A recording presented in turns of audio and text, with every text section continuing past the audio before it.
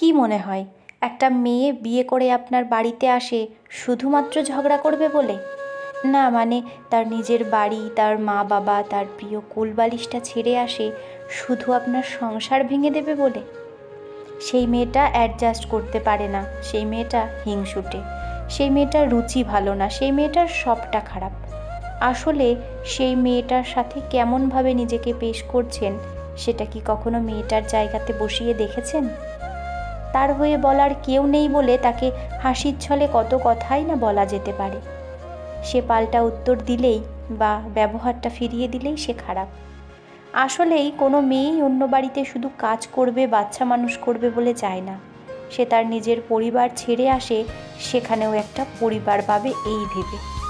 শুধু পাল্টে যায় আচরণগুলো আঘাত পেতে পেতে, আর তখন থেকেই চারিদিকে বদনাম ছড়াতে শুরু করে। মেয়েটা বড়দের সম্মান করতে জানে না, তার মা বাবা তাকে কিছু শিক্ষা দেয়নি।